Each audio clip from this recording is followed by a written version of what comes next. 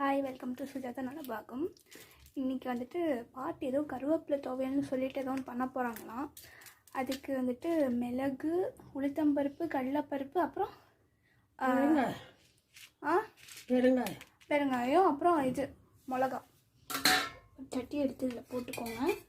அப்படியே வந்துட்டு உங்களுக்கு தேவையான எண்ணெயும் விட்டுக்கோங்க. விட்டுட்டு இப்போ நம்ம வந்துட்டு இதை வறுத்து எடுத்துகிட்டு வரலாம். கொஞ்சம் செவக்கிற மாதிரி வறுத்துக்கோங்க. அப்புறம் அந்த கருவேப்பிலை துவையலுக்கு கொஞ்சம் புளியும் எடுத்துக்கணும். பெருங்காயம் கட்டியும் ஓகே, பொடினாலும் ஓகே. புளி இந்த அளவுக்கு எடுத்துக்கிட்டால் போதும், தண்ணியில் ஊற போட தேவையில்லை. அப்புறம் நம்ம ஸ்டெப் பை ஸ்டெப்பாக பார்க்கலாம். அப்புறம் கொஞ்சமாக வந்துட்டு ஒரு வெங்காயம்னா உங்களுக்கு தேவையான அளவுக்கு வெங்காயம் நறுக்கி வச்சுக்கோங்க. கொஞ்சமாக, ரொம்ப பெருசாலாம் வேண்டாம், இந்த சைஸுக்கு நறுக்கிக்கோங்க.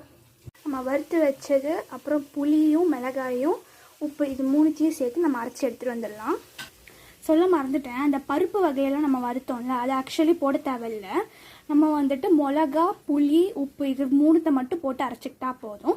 அப்புறம் இப்போ நம்ம வந்துட்டு ஃப்ரெஷ்ஷாக அலம்பி வச்ச கருவேப்பிலையும் இதுக்குள்ளே போட்டு அரைச்சி எடுத்துகிட்டு வந்துடலாம். இப்போ நல்லா கருவேப்பிலை துவையல் அரைச்சதுக்கப்புறமா வந்துட்டு கொஞ்சமாக ஒரு வெள்ளை துண்டும், அப்புறமா இந்த பருப்பு வகையும் சேர்த்தா போதும். ஃபஸ்ட்டே வந்துட்டு நம்ம வந்துட்டு அதை சேர்க்க தேவையில்லை. ஸோ நான் வந்துட்டு ஒரு சட்டியில் இது வதக்கிறதுக்காக ஒரு 3 ஸ்பூன் நல்லெண்ணெய் விட்டுருக்கேன். அடுத்தடுத்து என்னென்னு பார்க்கலாம். கடுகு போட்டாச்சு, அடுத்தது வெங்காயம் போட்டுடலாம். இதை நல்லா வதக்கிக்கோங்க. நல்லெண்ணெய் விட்டு கடுகு போட்டு வெங்காயம் போட்டு நல்லா ஒரு ப்ரௌன் நிறத்துக்கு வர அளவுக்கு வதக்கிக்கலாம்.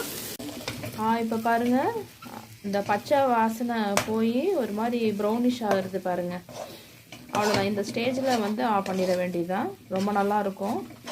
தயிர் சாதத்துக்கு இந்த துவையல் ரொம்ப நல்லா இருக்குங்க. ட்ரை பண்ணி பார்த்துட்டு சொல்லுங்கள். லைக் பண்ணுங்கள், கமெண்ட் பண்ணுங்கள், ஷேர் பண்ணுங்கள். என் சேனலை சப்ஸ்கிரைப் பண்ணுங்கள். தேங்க்யூ.